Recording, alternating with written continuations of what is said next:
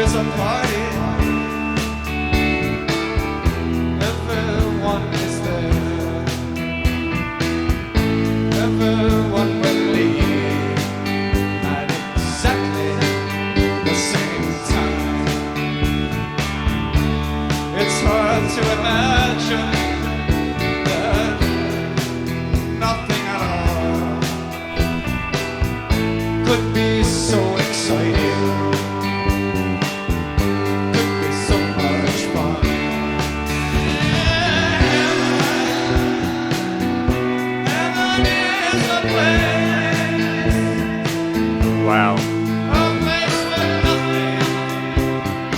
Love the bass.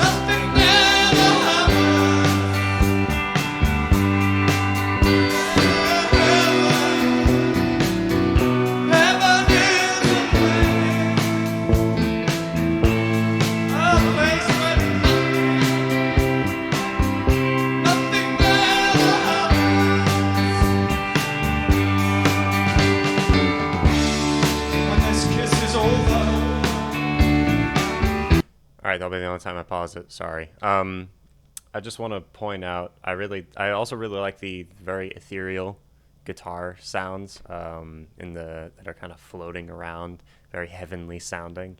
Love how in the chorus his vocals take on a lot of intensity. Also, the sentiment that the song is expressing is one that I have thought before, and one that I remember my sister Layla kind of explaining to me in depth her own thoughts that are very similar to this. You know, heaven seems kind of boring based off of like what the Bible says about it, and it seems like a place where nothing ever happens. And yeah, there you go. it's an interesting take on heaven. Let's keep going. It's almost sarcastic the way these lyrics were written. I like it. It's interesting. We'll start again. Will not be any different. Will be exactly the same. It's hard to imagine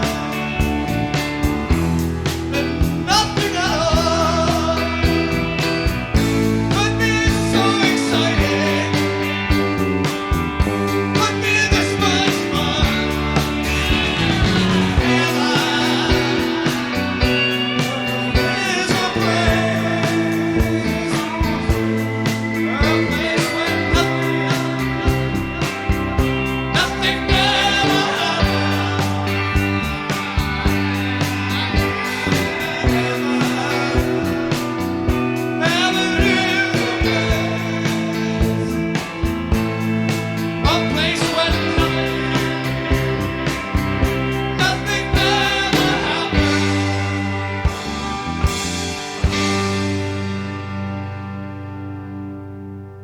Oh, dang it.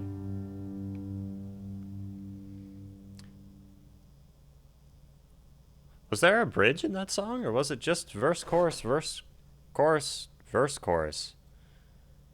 Or was the bridge, like, less identifiable as a... I don't know. That was interestingly structured, unless I'm just stupid and missed something. All right, this is one of the most recognizable tracks from the Talking Heads' 1979 album, Fear of Music. Heaven was also performed at the 1984 concert, Stop Making Sense, that many see as the peak of the Talking Heads' career as a group. Though the simple and somewhat sarcastic sounding, although wholly earnestly delivered lyrics through this simple, not though, David Byrne and Jerry Harrison ponder the nature of perfection. Everyone is trying to get into the bar. The name of the bar is called Heaven. The band in Heaven, they play my favorite song, Play It Once Again, all night long. You know, your favorite song gets ruined when you listen to it over and over and over again. Everyone's looking for salvation, but in a mundane sort of way, sort of like going to a popular bar. People want to hear the same songs. He emphasizes redundancy in the song in a way that everything is kind of repetitive. People want to hear the same popular songs all the time. Think of bars and clubs that just put the top 40 on repeat. Yep. Yes, they do. That's everything that this channel is against. We're here to open up our minds and explore everything about everything.